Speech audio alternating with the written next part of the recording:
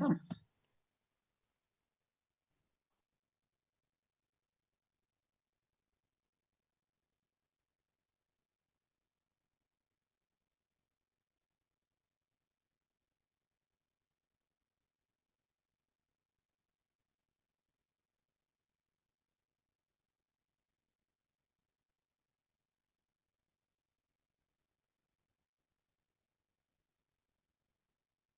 Bueno, hoy vamos a seguir con la unidad 2, que son las situaciones clínicas oftalmológicas.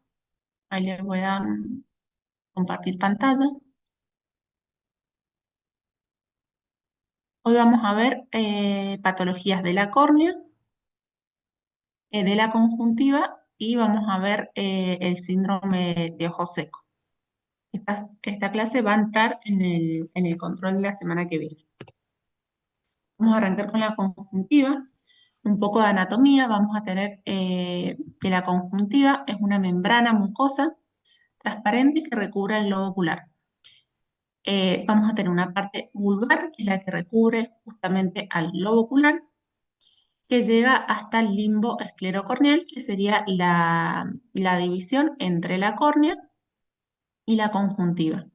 Y después tenemos la palpebral, que va a recubrir en su parte interna al párpado, y la fornicial, que va a recubrir a los fondos de saco. Ahí le voy a mostrar una imagen que se ve mejor, pero el fondo de saco es la unión entre el párpado y el globo ocular.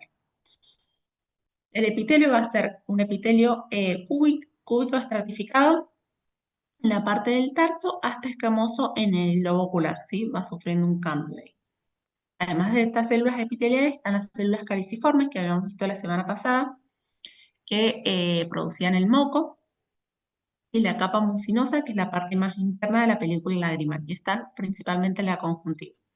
El resto va a ser tejido conectivo y también hay glándulas accesorias, glándulas lagrimales, que son las de Krauss y la de Wolfram, ¿sí? La principal sería la glándula lagrimal que habíamos visto en el cuadrante supraexterno de la órbita. Y estas son accesorias, pero también secretan la parte acuosa de la lágrima. Acá se puede ver esta división en la conjuntiva palpebral, la parte interna del párpado, la vulvar, que recubre el globo ocular, y esta de acá es el fondo de saco con su conjuntiva fornicial que une el párpado con el globo ocular. Y esto es lo mismo. La conjuntiva a nivel palpebral, que se ve mejor al invertir el párpado, como se ve acá, la vulvar y el fondo de saco que estaría ahí. También, además de estas células que mencioné, existe el tejido linfoide asociado a la conjuntiva, que es parte del MALT, que está asociado a las mucosas, principalmente en el fondo de saco.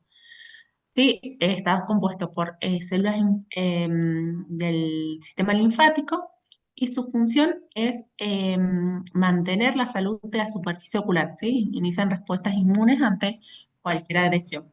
Es importante que las conozcan porque cualquier proceso linfoproliferativo, como por ejemplo un linfoma, se puede manifestar en la conjuntiva, principalmente a nivel de los fondos de saco. La irrigación de la conjuntiva, la parte palpebral, va a compartir la irrigación del párpado, y la vulvar, los capilares de esas arterias van a ser fenestrados, y lo que le da la característica de ser fenestrados, que tienen aberturas y ante cualquier proceso inflamatorio o alérgico principalmente, filtran líquido y se forma esta quemosis, como en esta imagen, que es agua a nivel conjuntival, ¿sí? Vamos a empezar con algunas patologías. La primera es la inflamación de la conjuntiva o conjuntivitis. Vamos a ver que es una patología muy frecuente en la consulta. Se pueden clasificar según la etiología en viral, bacteriana, alérgica o tóxica, y según la evolución aguda, si es menos de 4 semanas, y si superan las 4 semanas ya son conjuntivitis de tipo crónicas. Las virales son las más frecuentes.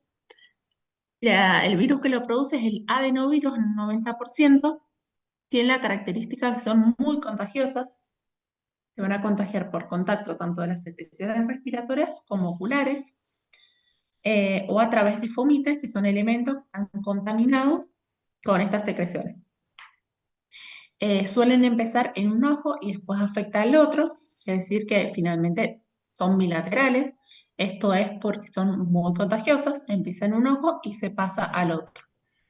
Los síntomas, vamos a ver que las conjuntivitis en general tienen síntomas muy parecidos, hay algunos signos que las pueden diferenciar.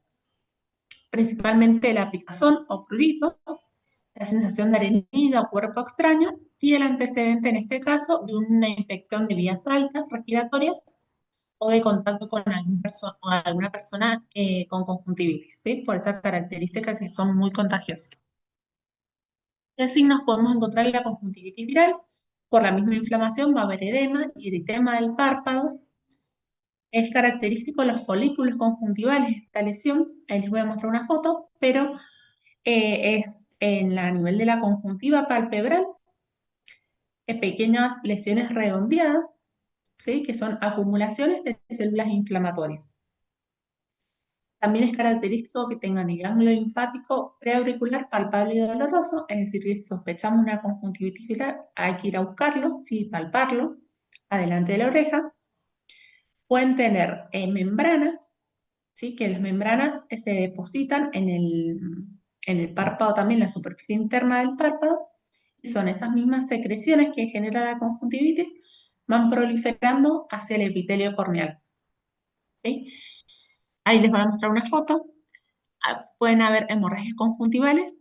La secreción, en este caso de conjuntivitis, es de tipo acuosa, ¿sí? Transparente, a diferencia de otras conjuntivitis, que es más, por ejemplo, las bacterianas es más mucosa o mucoprilenta.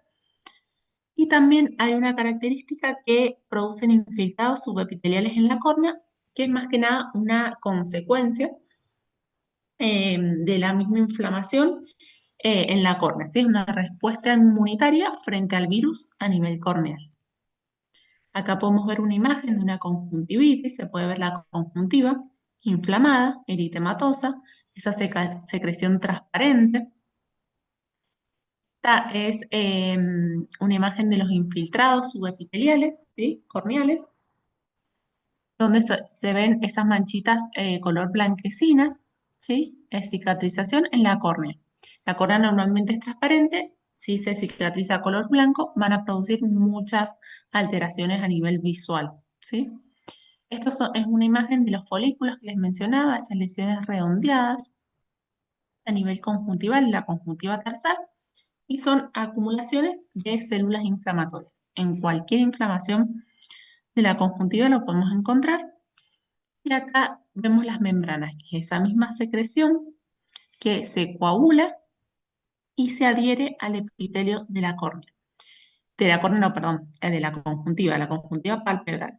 Es importante, como se ve en esta imagen, retirarlas, ¿sí? Porque generan mucha inflamación e inician cicatrización del párpado. Y también al retirarlos puede penetrar mejor el tratamiento que le vamos a dejar a las conjuntivitis. Entonces es importante siempre sacarlo, tanto por la inflamación y porque mejora el tratamiento. Y al retirarlo, como está tan adherido al párpado, pueden sangrar un poquito la mucosa. ¿Cómo vamos a hacer el tratamiento o el manejo?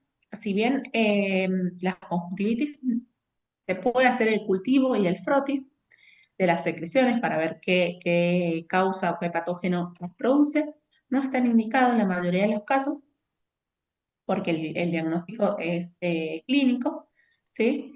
Solamente va a estar indicado el estudio del cultivo cuando la secreción sea excesiva, el tratamiento se cronifique o que empeore o que justamente que no responda al tratamiento que vamos a hacer, ¿sí?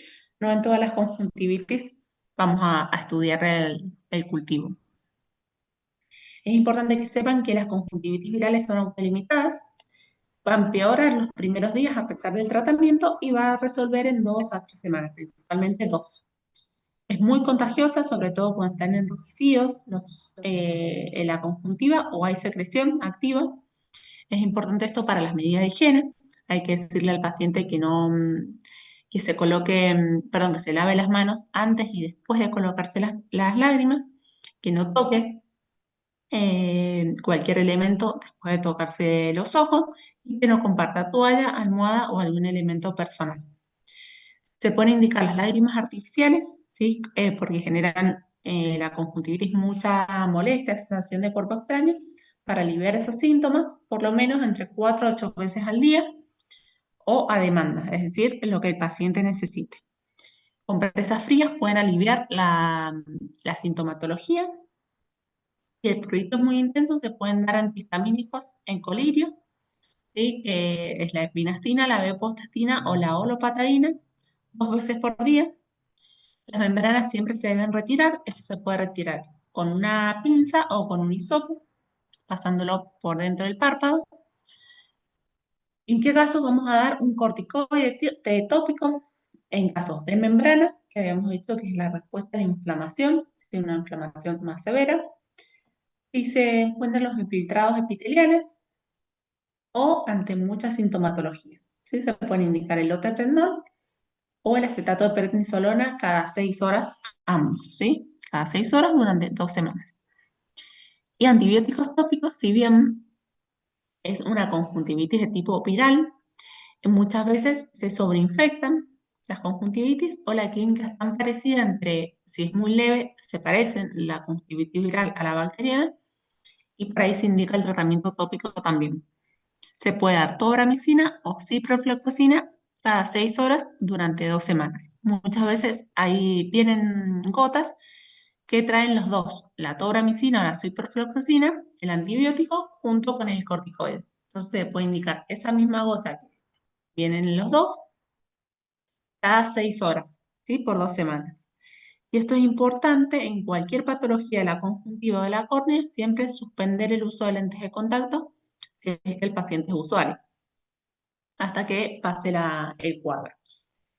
Acá les puse cuidado con los corticoides porque la conjuntivitis viral, hay el herpes, que lo vamos a ver ahora en la diapositiva posterior, producen, además de la conjuntivitis, una úlcera típica en la córnea que muchas veces empiezan juntos. O sea, la conjuntivitis empieza con la úlcera corneal.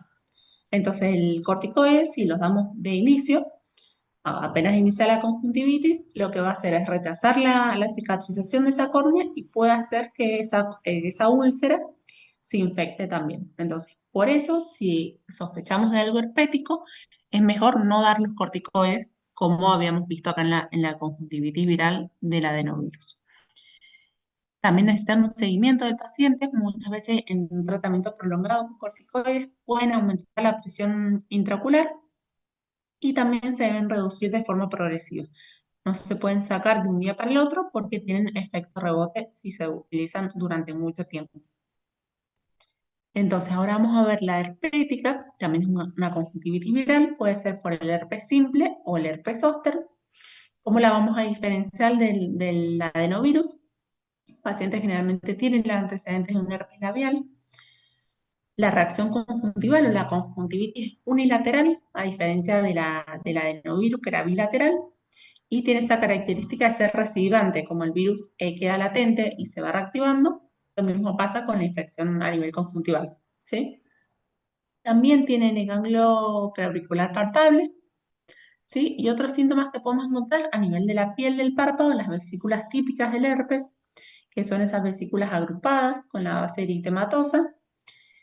Y bueno, y las úlceras corneales, que esta es un ejemplo, producen este tipo de morfología de la úlcera corneal de tipo ramificada. Y esto es típico del herpes. Entonces, ¿cuál va a ser el tratamiento? Se van a dar el antiviral, tanto tópico como sistémico. El tópico se utiliza el ganciclovir en pomada, que se utiliza durante 10 días. Los primeros 5 días se va a utilizar 5 veces al día y los últimos 5 días o los segundos 5 días 3 veces al día. ¿Sí? No más de 10 días porque genera toxicidad a nivel del epitelio de la córnea. Se agrega la ciclovir vía oral, que es 400 miligramos si se trata de un herpes simple u 800 si se trata de un herpes zóster. El antibiótico va a estar indicado siempre en caso de una úlcera, ¿sí? Para prevenir la infección. Están contraindicados los corticoides, por lo que habíamos dicho recién, que retrasan la cicatrización. Y derivar siempre, si se sospecha una conjuntivitis o alguna alteración a nivel ocular por herpes, derivarlo al oftalmólogo porque no solo producen alteraciones a nivel de la conjuntiva o de la córnea, sino también a nivel de la uvea, provocando uveitis, y lo más grave es la retinitis por herpes. Y entonces siempre hay que descartarlo para iniciar, pues el tratamiento es distinto y bueno, es muy grave para la visión. Después vamos a pasar a las conjuntivitis alérgicas, que también son muy frecuentes. Generalmente es frente a un alérgeno ambiental, ¿sí? Normalmente es el polen y representa una reacción de hipersensibilidad de tipo 1 que está provocada por los mastocitos de granulan por acción de la inmunoglobulina E. Para ser bilaterales, sí, también, y es muy típico que tengan el antecedente de atopía. Puede ser rinitis, eczema, asma, ¿sí? Es muy característico el prurito, pican mucho, tienen la quemosis que habíamos visto recién, los párpados, es típico esta piel así hiperpigmentada, liquenificada, que significa aumento del grosor, y descamada, como si fuese más seca, es típica de los pacientes alérgicos, ¿sí?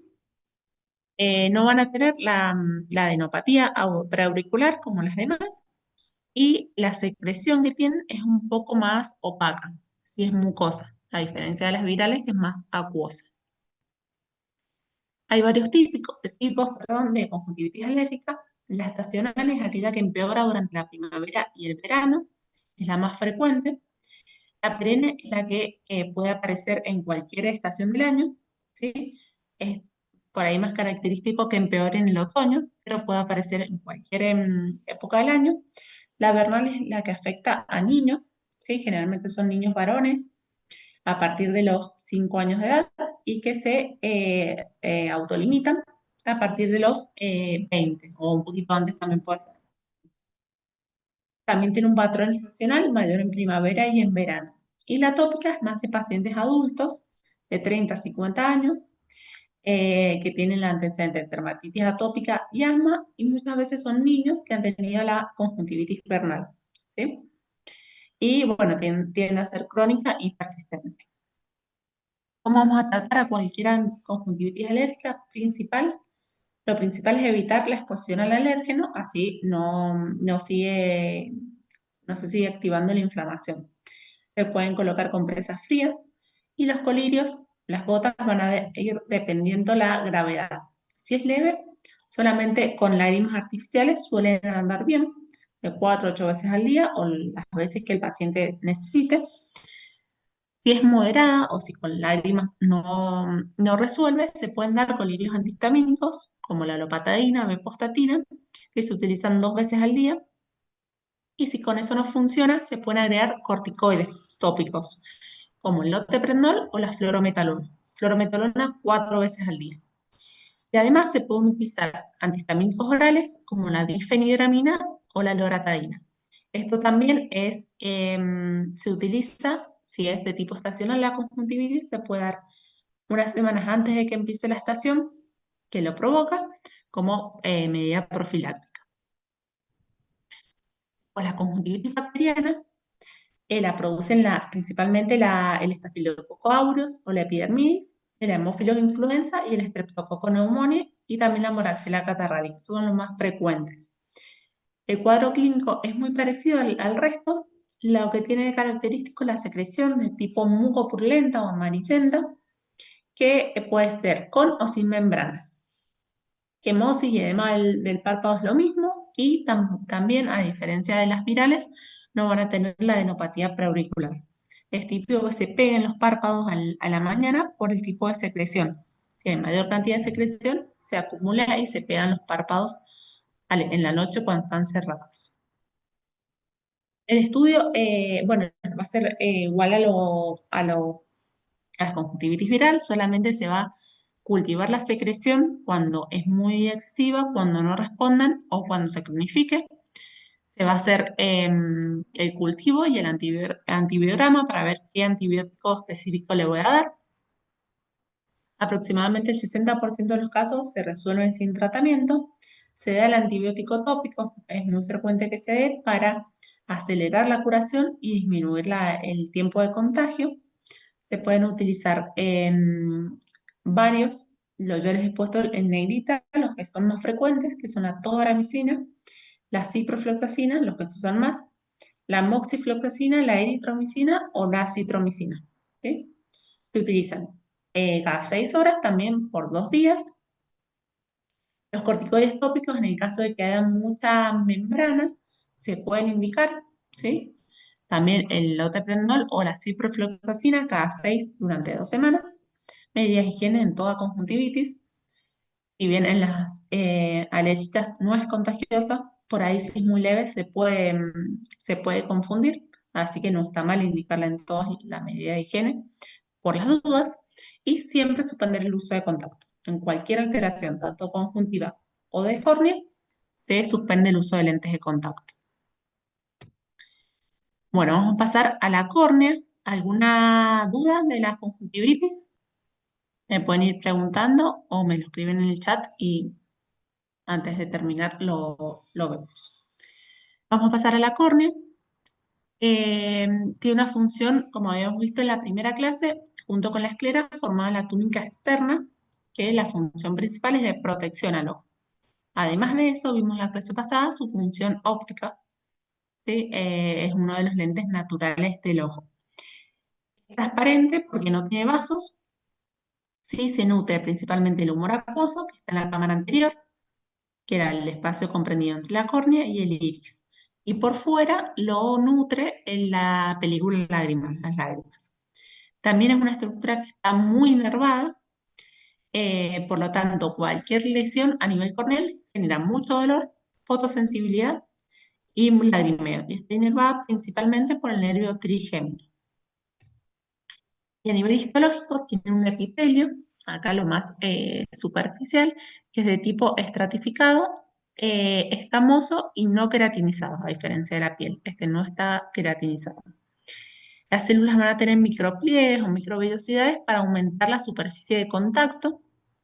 La membrana basal es la membrana de Bowman, que está principalmente conformada por colágeno, y este es el estroma, que ocupa el 90%, representa el 90% del grosor corneal, y está constituido principalmente por colágeno. Son fibras que están dispuestas ordenadamente y que estén dispuestas así, de forma ordenada, le da a la córnea su transparencia, ¿sí? Después la membrana de Descemet es la membrana basal del endotelio, que es la parte más interna. Descemet es principalmente, está constituido por colágeno y el endotelio es una única capa de células poligonales. Tiene dos funciones importantes. Uno es que las células, lo que tiene el endotelio, tiene una bomba de sodio y potasio que saca el líquido que se pueda llegar a acumular en el estroma y la dirección es hacia el humor acuoso, ¿sí? Deshidrata la córnea y de esta forma evita que se sobrehidrate y se genere pérdida de la transparencia, ¿sí? El edema corneal se ve como una pérdida de la transparencia corneal, que es característica. Y también estas células endoteliales se van perdiendo con la edad, ¿sí? Con el envejecimiento, y es más propenso a generar alguna alteración corneal a medida que pase el tiempo, ¿sí? Por esa pérdida de células endoteliales. Si la densidad disminuye a 500 células por milímetro cuadrado, ya es imposible que esa pequeña cantidad de células logre sacar el líquido que se acumula en la córnea y generan pérdida de la transparencia corneal, ¿sí? Vamos a ver algunas patologías. La queratitis es la inflamación de la córnea, ¿sí? Eh, también motivo de consulta muy frecuente.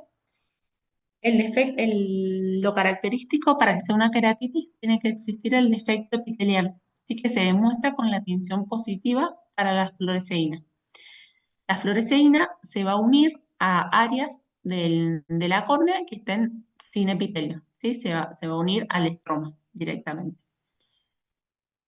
Las causas pueden ser infecciosas, ¿sí? Por un trauma actínico por la exposición a la radiación ultravioleta, por el ojo seco o la queratitis por exposición. Las queratitis infecciosas, ¿sí? Van a formar abscesos que son infiltrados blanquecinos a nivel de cualquier capa de la córnea, ¿sí? Son una acumulación de pus y de células inflamatorias en la córnea, como se ven en la foto a la derecha. Acá, esto es un absceso corneal y es muy importante porque todo paciente que consulte por dolor y le vean una mancha blanca en la córnea, es un absceso hasta que se demuestre lo contrario. Entonces, siempre debe enviarse al oftalmólogo para control y para confirmar ese diagnóstico, porque por las características de la córnea, al no tener vasos, cualquier infección va a tardar mucho más en curar y esa infección tiene el potencial de ir invadiendo y de extendiéndose hacia el globo ocular, hacia el resto de las estructuras. Entonces, una de las manifestaciones en infecciones severas va a ser la endoftalmitis, ¿sí? Que es cuando la infección llega hasta la cámara anterior y pasa a la cámara posterior, ¿sí? En las dos cámaras, perdón, en el segmento anterior y en el segmento posterior están con la infección. Entonces, eso es una endoftalmitis. Y como el globo ocular está conectado al sistema nervioso central, es una infección bastante peligrosa. ¿Sí? ¿Cuál va a ser el cuadro clínico? Van a tener mucho dolor, intensidad 10 en 10. Si ven acá, tienen muy inflamada la conjuntiva, ¿sí? Para disminuir la agudeza visual, porque una mancha blanca acá va a tapar la entrada de la luz.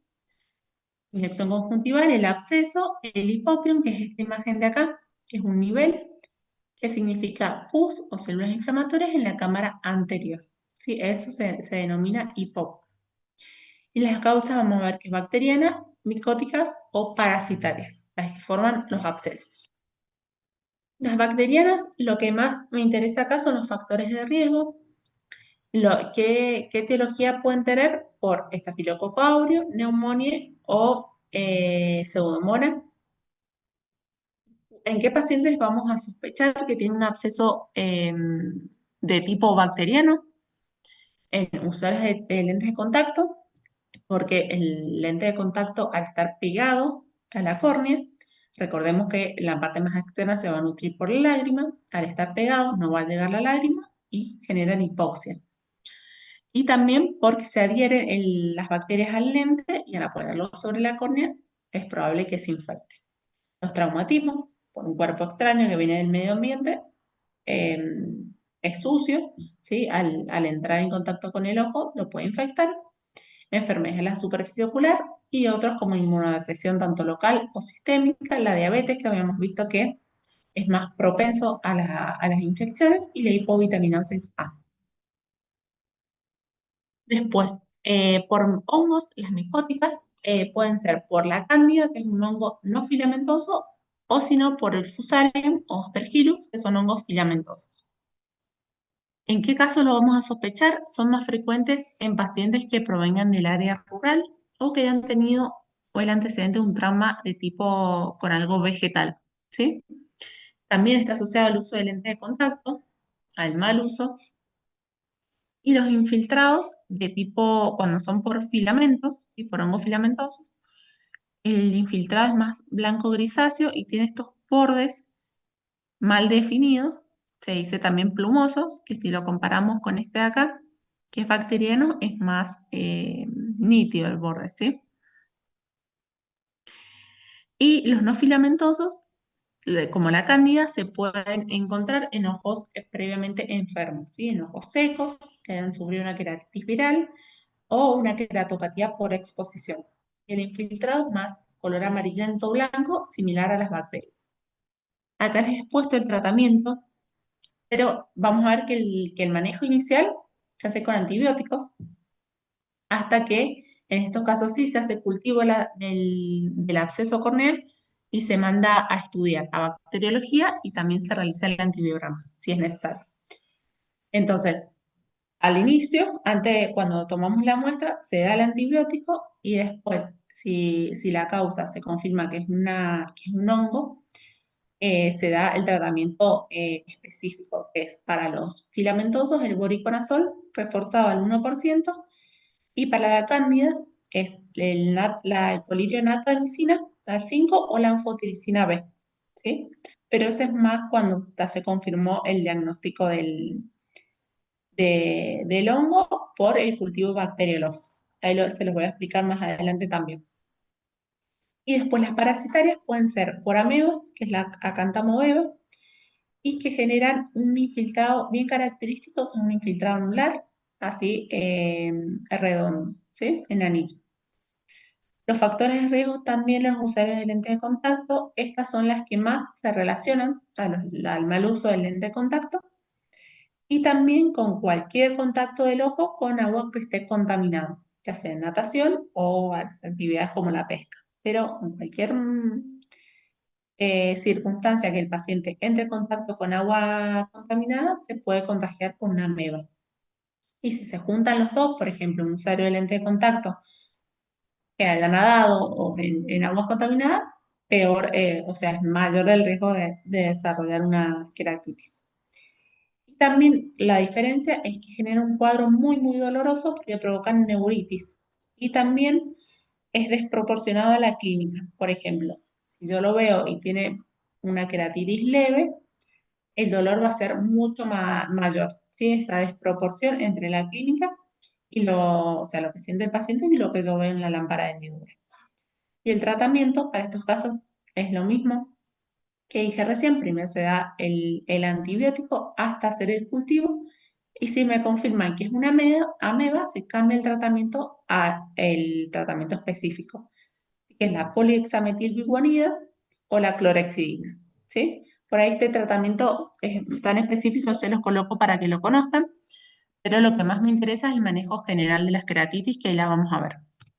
Es este de acá. Entonces, ante cualquier paciente que sospechemos un absceso, se deriva. En lo que hace el oftalmólogo es tomar muestra, que se hace con un bisturí, se raspa la superficie de la córnea, con previa colocación de anestesia, se raspa y se envía esa secreción a bacteriología, ¿sí? Para cultivar esa secreción.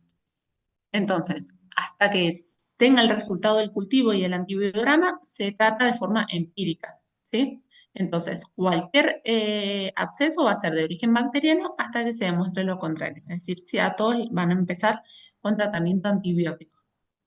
A todos vamos a suspender el uso de lentes de contacto.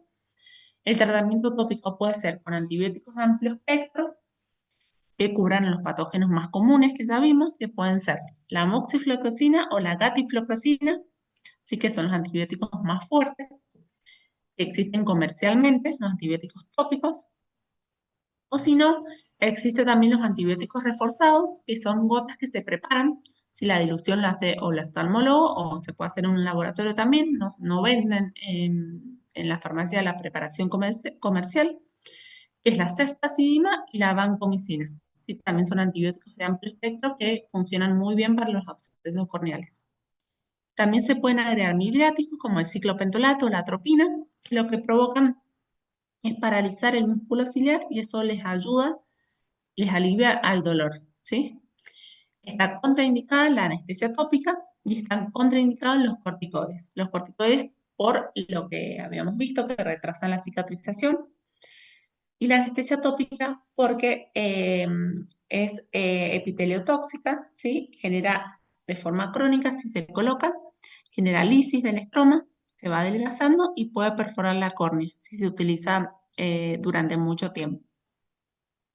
Es importante que se sepan el nombre, que es la proparacaína, por si ven algún paciente que la está usando, retirársela inmediatamente. ¿Sí? Explicarle que, por qué o sea, lo que provoca, si es muy peligrosa, y muchas veces los pacientes lo utilizan porque se les va el dolor, justamente al ser un anestésico, en estos cuadros generan mucho dolor. pero no se utiliza en los pacientes, solamente se utiliza en el examen físico una gotita antes del examen con lámpara de hendidura.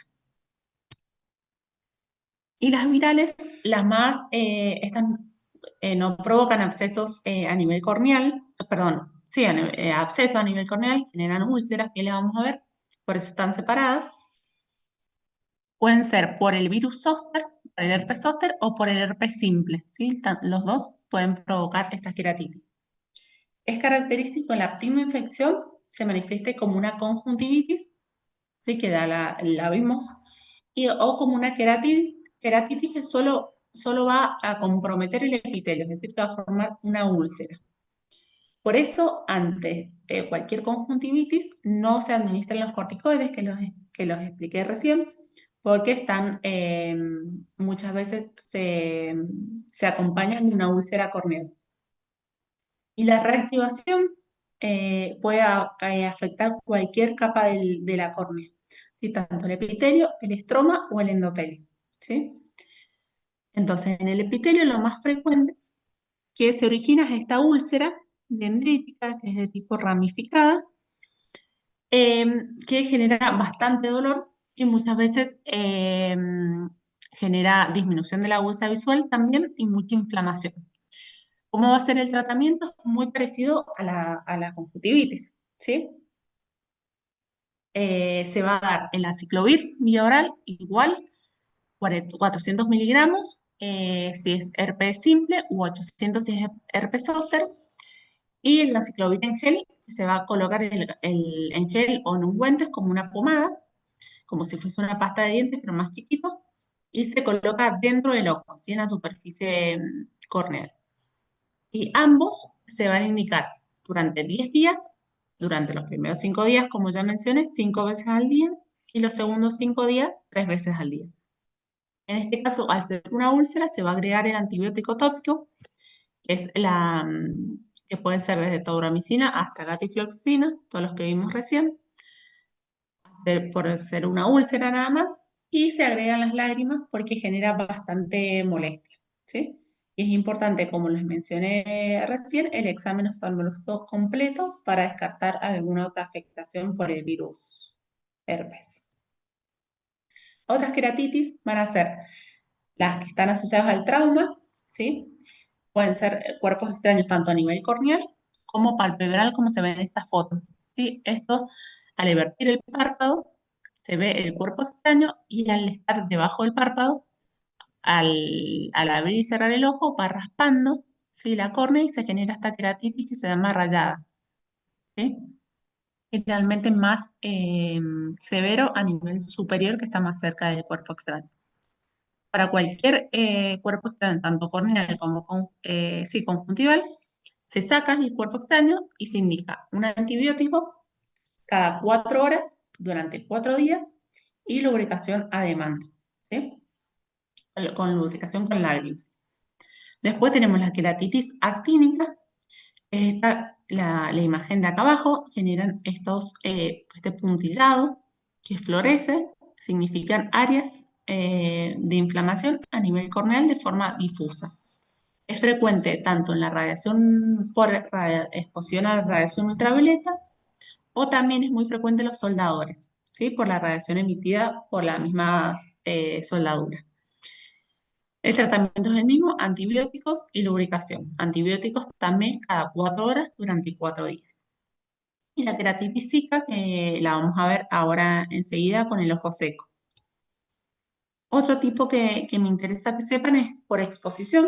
Es cuando el párpado no llega a cerrarse por completo, queda abierto y con eso se expone la superficie corneal.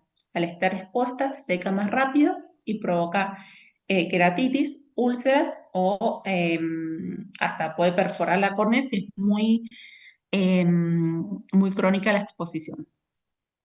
Sean pacientes que tengan parálisis facial, que no puedan cerrar bien el párpado, proptosis o exoftalmos, que no le permita eh, también cerrar el párpado de forma completa, o es muy frecuente los pacientes inconscientes que están en terapia intensiva. Por eso se los menciono, porque hay que evitar la queratitis por exposición en estos pacientes. Los signos van a ser esta QPS o la queratitis, principalmente en el inferior, que es el área que queda expuesta, ¿sí? Y además, como consecuencia, va a generar la queratitis. Si es muy severa, se van a desarrollar úlceras o la perforación. Y también, al estar expuesta, tienen más riesgo de que se infecte, ¿sí? Que se forma un absceso corneal. Entonces, ¿cómo va a ser el manejo? Siempre, si es una patología palpebral, se trata la causa, si se hace la resolución de esa patología. Y como es por exposición y por desecación de la córnea, se lubrica. De día se utiliza generalmente las lágrimas, ¿sí? Las gotas, y de noche se pueden utilizar los geles lubricantes o ungüentos. Se utilizan en realidad de noche porque de día, al ser un gel y ser más espeso, generan más molestia. Entonces, de noche se colocan sobre la córnea, se van a dormir y la verdad que no, ni se enteran que les molesta. Y lo más importante en este caso, que se los quiero mostrar, es esto, es la oclusión. Se puede hacer oclusión permanente, por ejemplo, en un paciente internado que no ocluya bien, se lo coloca la oclusión permanente, y si el paciente tiene alguna alteración en el párpado eh, y, eh, y durante el día, o sea, una persona no internada que está consciente, como la oclusión es bastante molesta, solamente se la va a indicar de noche, ¿sí? Para que no esté toda la noche mientras está durmiendo con el párpado expuesto y se seque más. Y la oclusión se hace siempre con cinta adhesiva y debe ir desde el párpado superior al inferior, ¿sí? Esto es importante porque muchas veces generan la oclusión con un parche una gasa entre el ojo y la cinta, y eso le permite la movilidad del ojo por debajo. Entonces, a la cinta ocluye mucho mejor el ojo. Siempre con cinta es la oclusión, ¿sí? Eso es para que lo tengan en cuenta, principalmente los pacientes internados en terapia intensiva. Es re frecuente que no cierran bien el párpado. Otro tipo de lesiones que vamos a ver son los leucomas. Los leucomas son las cicatrices corneales. Si se afecta a nivel solamente el epitelio y la córnea, eso puede cicatrizar normalmente más o menos en 7 días. Se cicatriza, por ejemplo, una úlcera, que es la afectación solamente del epitelio. Si hay una lesión que es más profunda, que afecta a la membrana de Bowman o el estroma, ya la córnea no tiene la capacidad de regenerarse por completo y genera estas cicatrices, ¿sí? Cicatrices de color blanco. Pierde la transparencia, entonces baja mucho la visión. Provocan fotofobia, sensibilidad a la luz, lagrimeo, y también pueden provocar irregularidades a nivel corneal que provocan astigmatismo. Como esto así, el leucoma no tiene la capacidad de la córnea de tratarlo, ¿sí? La única alternativa es el trasplante de córnea. En casos, como se ve en esta foto, que es bastante extenso y llega al nivel pupilar y tapa el eje visual. Si es periférico y pequeño y al paciente no molesta, no hace falta el tratamiento. Sí, pero para que sepan que el leucoma no se va, se trata solamente con un trasplante de córnea. Otra lesión que podemos encontrar es el pterygium. Esta lesión de acá es una lesión degenerativa de la conjuntiva que crece. Habíamos dicho que la conjuntiva normal llega hasta acá, hasta el límite con la córnea. En este caso, al ser degenerativa, tiene la capacidad de invadir la córnea y llegar hasta el eje pupilar como en el mayor grado. Ahí lo vamos a ver. Es más frecuente en climas cálidos por la exposición a la radiación ultravioleta, al sol, es su principal causa. Y también cualquier irritante de forma crónica que esté expuesto lo puede provocar. Si son pequeñas, la verdad que son asintomáticas. Al agrandarse pueden generar sensación de arenilla o cuerpo extraño. Pueden provocar también irregularidades en la córnea, como astigmatismo. Y si la exposición al irritante continúa, se pueden inflamar y eso genera mayor sensación de arenilla, de quemazón, y también pueden generar un problema estético para el paciente. ¿Sí? Hay diferentes partes. La parte de acá, que es avascular, es el casquete del pterígeo. Esta es la cabeza y este es el cuerpo del pterígeo. ¿Sí? Otro signo que podemos encontrar es esta lesión de acá, que es un área anaranjada, que es una línea que se denomina de Stoker, que nos habla que el pterígeo es crónico y es probable que no siga avanzando. ¿Sí? El Terigion, si la exposición al irritante continúa, el Terigion va a seguir creciendo, ¿sí? Si llega hasta el limbo esclerocorneal es de un grado 1. Si llega entre el limbo y la pupila es un grado 2. Si llega al borde pupilar ya es un grado 3. Y si lo tapa, si lo sobrepasa, ya es un grado 4. El tratamiento lo vamos a dividir en médico o en quirúrgico. El médico se utiliza solamente para tratar los síntomas. Si el pterigión no se cura, sí podemos evitar que siga creciendo. ¿Cómo lo evitamos? Con gafas de sol, es decir, protección contra la radiación ultravioleta. Con los corticoides, sí, cuando el pterigión se inflama, se pueden dar corticoides suaves como el lotetendol. Y como nos damos cuenta que está inflamado por el cuerpo que tiene los vasos, van a estar más dilatados y se va a ver más eritematoso el pterígio. Y también puede juntar líquido, se ve más grueso. Y la lubricación con lágrimas, por supuesto, puede generar mucha molestia. Después, si el paciente se lo quiere sacar al pterígio, existe la cirugía que se llama autoinjerto conjuntival, porque se saca el pterígio, como se indica acá, y se saca una parte de la conjuntiva del mismo paciente, de otra parte del ojo, y se la coloca en el lugar donde iba el pterígio. Se sutura esa conjuntiva y se cierra. ¿Sí? Auto, porque es del mismo paciente, y el injerto, bueno, pues se reemplaza, se saca la conjuntiva de una parte y se la lleva al otro. Esa es la forma es la cirugía del pterígio.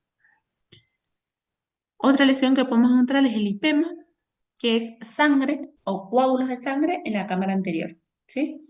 Generalmente el origen es la raíz del iris o la superficie del cuerpo ciliar. Habíamos visto que el iris y el cuerpo ciliar acá formaban parte de la uvea anterior y la uvea posterior, que era la coroides. Una de las funciones de esta capa intermedia era la vascularización, ¿sí? Entonces, al tener muchos vasos, es propenso que sangren y generan este signo, que es el lipema. Lo más frecuente es que se produzcan en traumatismos contusos, que es este de acá abajo. En el traumatismo contuso se disminuye el largo antero-posterior y se va a expandir el globo ocular en el ecuador, ¿sí? Y esto genera los sangrados a nivel de la raíz del iris y del cuerpo ciliar que están acá, ¿sí? Entonces esa es la causa más frecuente. Otra es la neovascularización, como habíamos visto en los pacientes diabéticos, que es más frecuente que se formen esos neovasos, que son más frágiles y tienen la capacidad de invadir, ¿sí? Si llegan hasta el iris y sangran, se va a producir el lipema. Y también por alteraciones en la coagulación. ¿Qué cuadro clínico van a tener los pacientes? Dolor, ¿sí? Porque muchas veces están asociados al trauma ocular o la misma inflamación provocada por el lipema va a generar dolor. Visión borrosa, porque tapan el eje visual. Y el antecedente, bueno, muchas veces está el traumatismo contuso, que es lo más frecuente.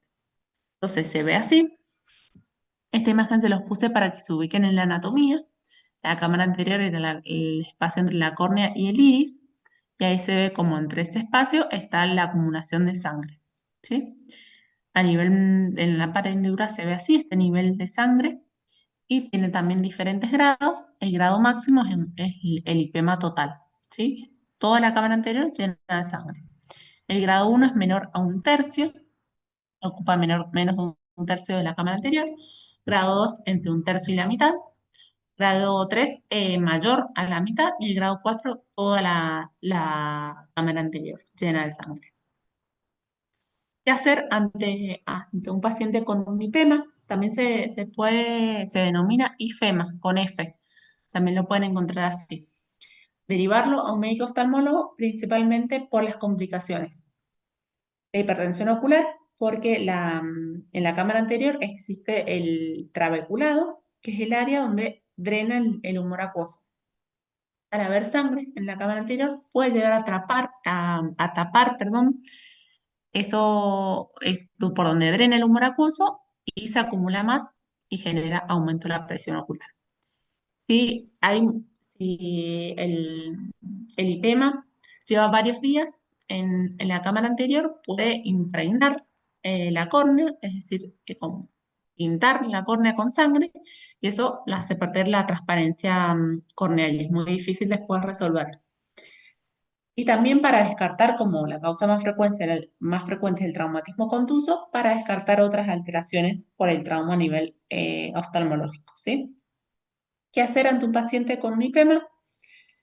Se le indica reposo, no debe realizar esfuerzo físico para que no sangre más, y el reposo debe ser a 45 grados.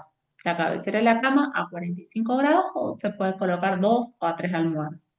Esto es para que drene la sangre, o sea, decante y drene más rápido. Y evaluar la opción de hospitalizar. Se los coloqué porque muchas veces en niños el IPEMA se interna justamente porque en la casa no pueden cumplir con el reposo. ¿Sí? Solamente es por eso, no es porque sea algo grave. En pacientes adultos no hace falta la hospitalización. Se pueden dar también el cicloplégico para el dolor, evitar antiagregantes plaquetarios o anticoagulantes para prevenir aún más sangrado. Se pueden indicar corticoides tópicos porque la sangre genera mucha inflamación. Se da generalmente la prednisolona. Y si hay hipertensión ocular, se da un tratamiento tópico con hipotensores. ¿Sí? Pero lo principal es derivarlo e indicarlo de reposo a 45 grados, que evite el esfuerzo físico y suspenderle alguna medicación que pueda hacer sangrar más. Bueno, y por último vamos a ver el síndrome de ojo seco, que es una patología bastante frecuente. ¿Cuándo vamos a decir que existe ojo seco? Cuando haya un volumen escaso de la lágrima o que haya una disfunción lagrimal. ¿Sí? Acá les puse un gráfico para que recordemos la película lagrimal, que la parte más externa era la capa lipídica, que lo que hace es disminuir la evaporación de la lágrima. La intermedia es la fase acuosa, que lubrica propiamente dita. Y la más interna es la de mucina, que lo que hace es adherirse al epitelio, la película lagrimal, al epitelio córneo. ¿Sí? La capa lipídica vimos que se genera por las glándulas sebáceas, ¿sí? Que van a evitar la evaporación de la lágrima y también actúan como surfactante, permitiendo que la película lagrimal se extienda. Y su deficiencia va a dar lugar a un tipo de ojo seco que es el evaporativo. La acuosa, vamos a ver que tiene un componente básico, que es el de reposo, componente de secreción básico, y uno de reflejo. Ese reflejo va a ser consecuencia a cualquier estimulación sensitiva de la córnea, ¿sí? Está mediado por el quinto par. Las funciones de la capa acuosa va a suministrar el oxígeno para nutrir a la córnea. También tiene actividad antibacteriana porque tiene inmunoglobulina A, lisozima y lactoferrina. Y también proporciona superficie corneal lisa al lubricar y expandirse por toda la superficie corneal. Va a corregir algunas irregularidades pequeñas que tenga la superficie corneal. Y la capa mucosa lo que hace es adherir la lágrima a la superficie del ojo, ¿sí? Estabilizando las últimas capas de la lágrima y evitando que se seque la superficie. ¿Cómo se va a extender la película lagrimal en toda la superficie del ojo? Gracias al parpadeo, que lo distribuye mecánicamente, al contacto entre la superficie ocular externa y los párpados, Es decir, si el párpado no llega a cerrarse, como vimos recién en la oftalmos, no se distribuye la lágrima y se seca más. Y el epitelio corneal normal, ¿sí? ¿Cuál es la fisiopatología? ¿Por qué se produce? Van a haber cuatro mecanismos principales que siempre van a estar, que son la inestabilidad de la lágrima y su hiperosmolaridad, la inflamación y la lesión de la superficie ocular. Estos cuatro elementos generan un círculo vicioso. Lo que primero ocurre es la hiperosmolaridad y la inestabilidad de la película lagrimal, ¿sí? Al estar inestable, por ejemplo, una blefaritis, que se altera la película lagrimal, se evapora más rápido, ¿sí? Se pierde la capa acuosa y quedan los lípidos y la mucosa, el componente mucinoso. Entonces hay más solutos y menos líquido, ¿sí? Entonces eso hace aumentar la hiperosmolaridad de esa forma. Esta hiperosmolaridad va a activar una cascada inflamatoria, ¿sí? Y esa cascada inflamatoria va a provocar lesiones sobre el epitelio, ya sea por muerte de células epiteliales, por apoptosis, provocando queratitis, úlceras a nivel corneal, pérdida de células caliciformes a nivel de la conjuntiva y alteración de la expresión de las mucinas de superficie. Eso lo que va a hacer es que no se adhiera la lágrima a la córnea y va a provocar inestabilidad del film lagrimal, que es el último paso. Esto lo que va a provocar es agravar la hiperosmolaridad porque al provocar inestabilidad se va a evaporar más rápido y eso aumenta la hiperosmolaridad y lo que va a hacer es aumentar la cascada inflamatoria. La cascada inflamatoria provoca más lesiones y se genera el círculo vicioso, como se ve acá en esta imagen, ¿sí? Por eso se produce el ojo seco. ¿Cómo los vamos a clasificar en un ojo seco? ¿Por deficiencia acuosa o por un ojo seco evaporativo? La deficiencia acuosa se puede dividir en un síndrome de Sjögren, cuando es por causa del síndrome de Sjögren o, no, o por otra patología. El síndrome de Sjögren es una enfermedad autoinmune donde el cuerpo ataca diversas glándulas. Una de ellas es la glándula lágrima. La destruye y entonces disminuye la producción de lágrimas. Y otras causas son la deficiencia lagrimal primaria, ¿sí? Una glándula lagrimal que no produzca lágrima de forma congénita, ¿sí? Y la secundaria porque se puede infiltrar la glándula por alguna alteración inflamatoria, por un proceso inflamatorio, un proceso neoplásico, ¿sí? Y esa infiltración provoca alteración en la producción de lágrima. Que se produzca lágrima, pero que esté obstruido el conducto de la glándula lagrimal, o por alguna hiposecreción de reflejo, ¿sí? De ese componente reflejo que era el que mayor volumen tenía, que puede ser por el uso de lentes de contacto en los pacientes diabéticos, por la neuropatía, ¿sí? Recordemos que era por el nervio trigémino. En pacientes con cirugía refractiva también pueden estar alterados. La cirugía refractiva modela la córnea y pueden haber alteración de los nervios corneales que se encuentran, por eso es frecuente después de la cirugía refractiva el ojo seco, o por bloqueo motor, alguna alteración en el nervio facial o fármacos sistémicos, ¿sí? Y con respecto al evaporativo, puede ser intrínseco o extrínseco. Intrínseco, algo ya habíamos visto en la clase pasada, por una deficiencia en la célula, perdón, del componente lipídico, las glándulas de meibomio. Trastornos en la apertura palpebral, sí que no cierre bien y que no se distribuya más, mejor la lágrima. Una baja frecuencia del parpadeo, que esto se puede ver en pacientes que utilizan o trabajan mucho con computadoras o pantallas.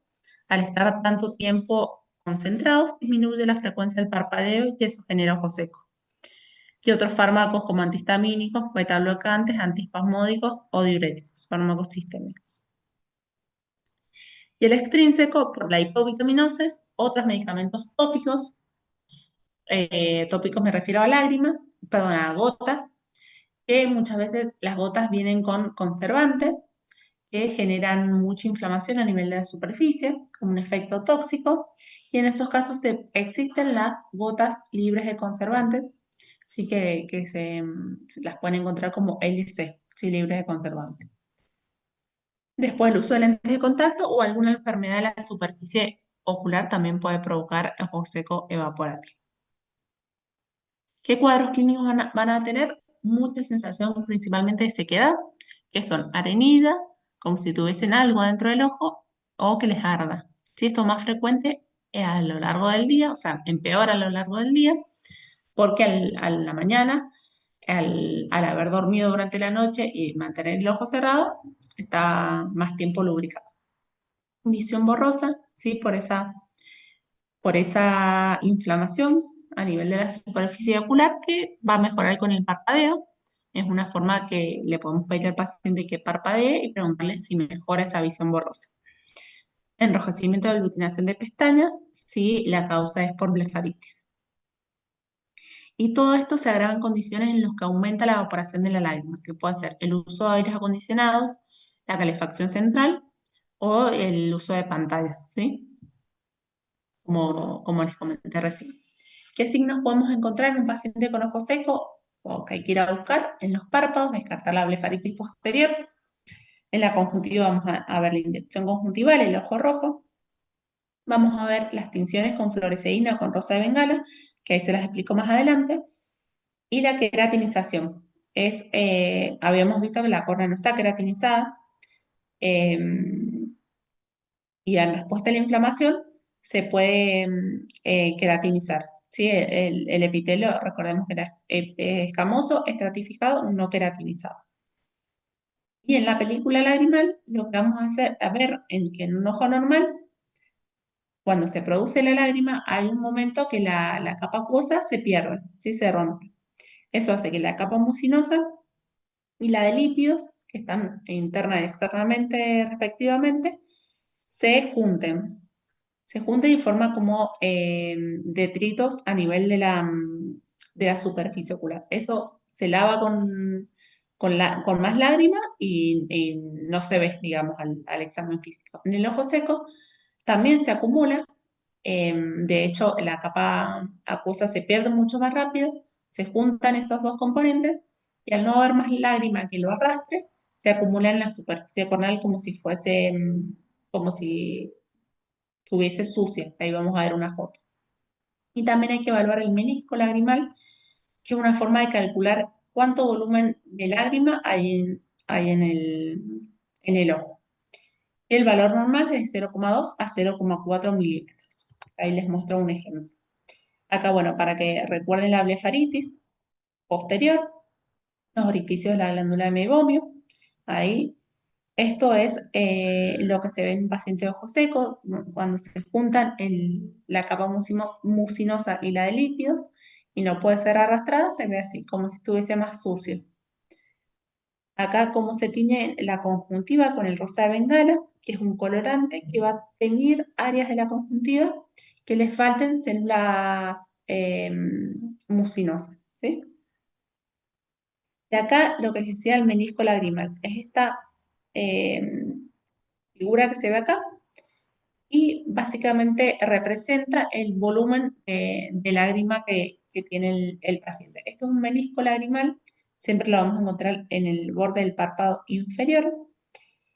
Y este es un paciente con ojo seco, donde vemos que ese menisco lagrimal está mucho más reducido, ¿sí?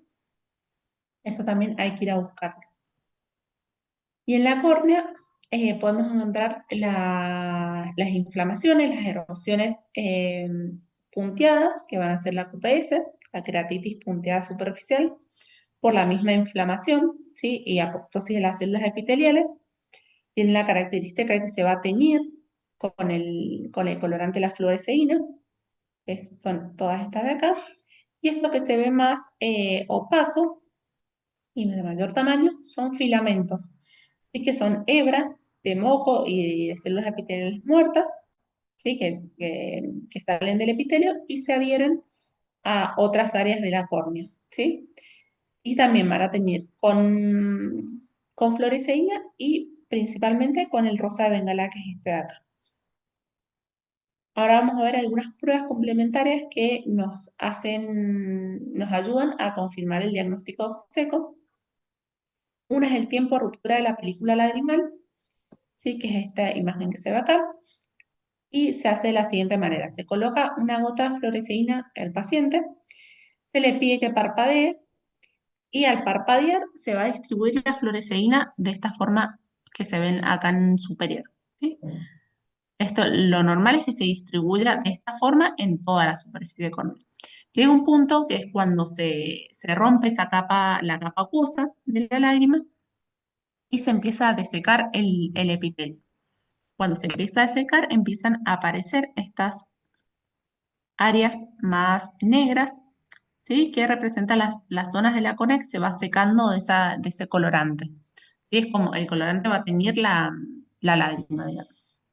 El tiempo en que el paciente parpadea y aparecen estas manchitas es el tiempo de ruptura de la película lagrimal, ¿sí? Entonces, el tiempo entre que le pedimos al paciente que parpadee y que aparezcan estas manchitas.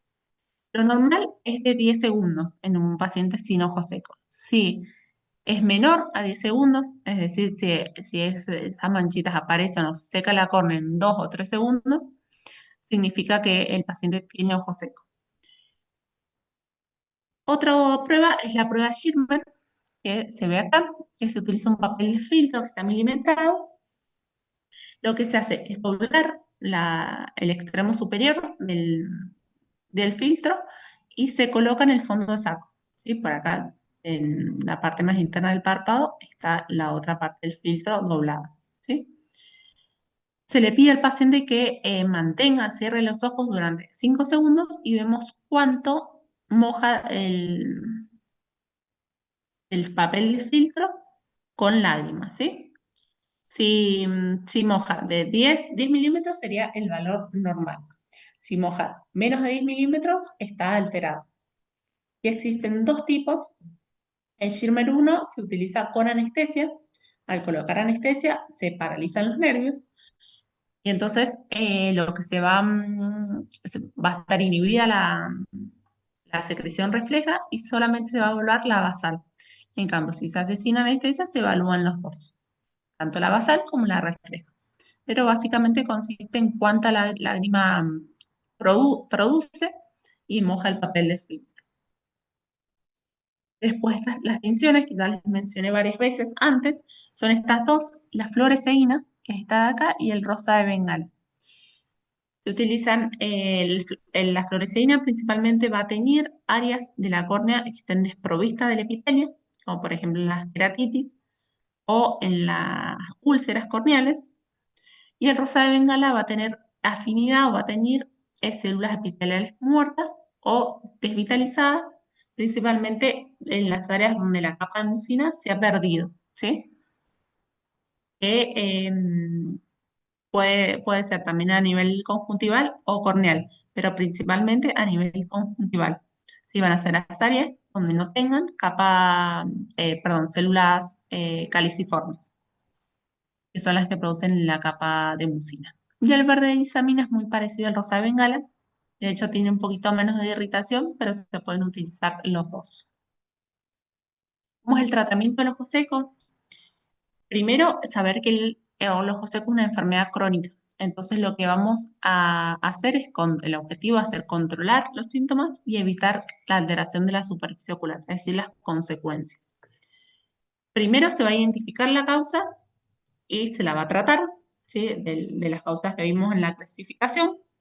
Y después el tratamiento va a ser escalonado. Hay 4 niveles donde también depende de la gravedad del ojo seco.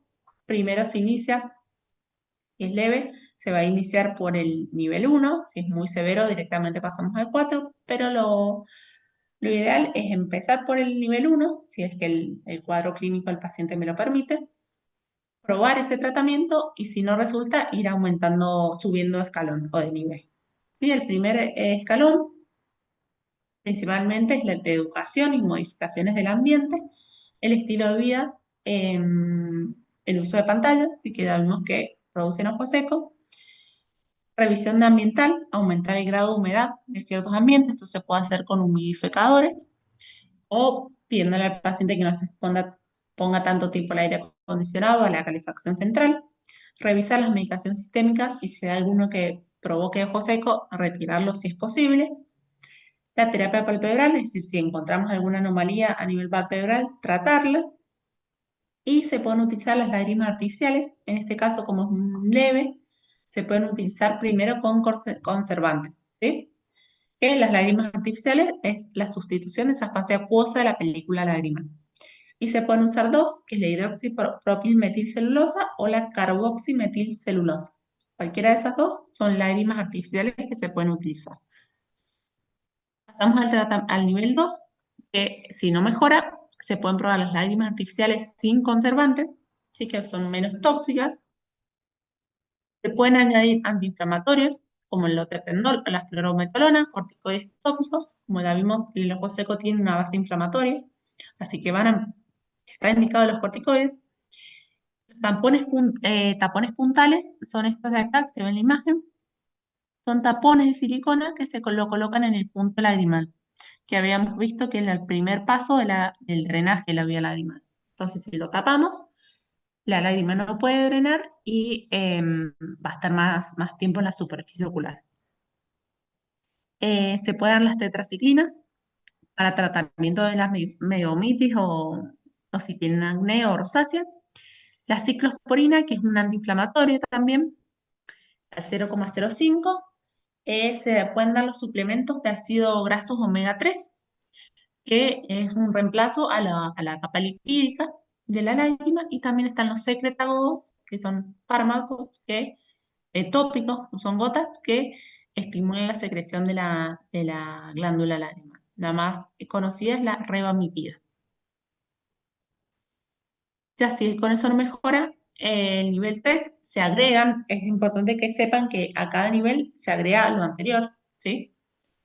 El colirio de suero autólogo son los componentes después de que quedan después de que se coagule la sangre, ¿sí? Se hace con sangre del mismo paciente, se saca sangre, se la coagula y lo que queda se lo da al paciente en un frasquito como si fuese un gotero para que se lo coloque. Esto favorece la curación principalmente de efectos epiteliales que provoca el ojo seco y los ayuda a la reparación de la superficie ocular.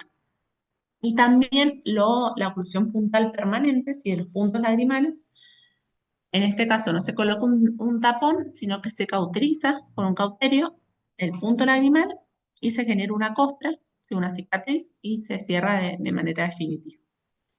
Y por último, el nivel 4, se añaden los corticoides sistémicos, ¿sí? Que generalmente si tienen una patología autoinmune de base, que son los más frecuentes relacionados al ojo seco, el paciente ya lo va a tener por el tratamiento de la patología sistémica, pero si no lo tiene, se lo podemos agregar.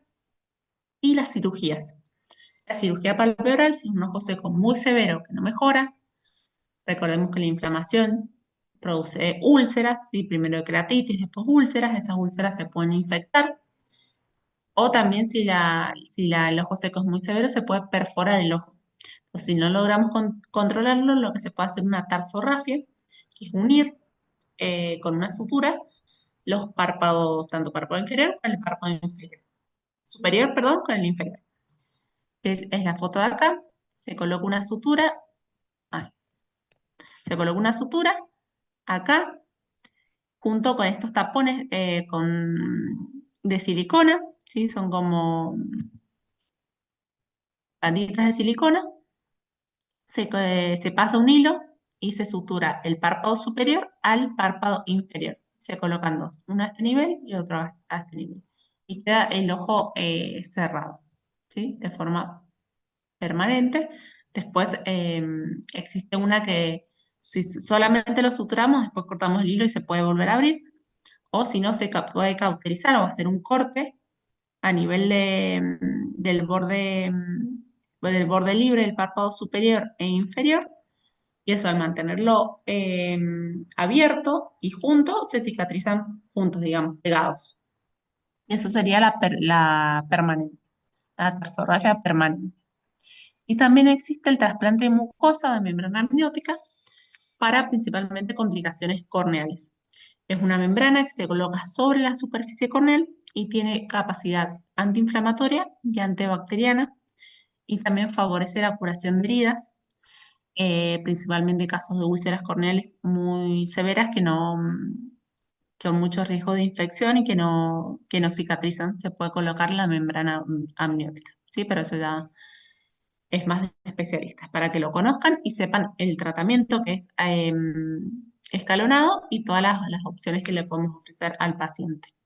Son un montón para el ojo seco. Bueno, eso con respecto al ojo seco. No sé si tienen alguna duda de esta clase o de las pasadas que me quieran comentar. Ahí estoy leyendo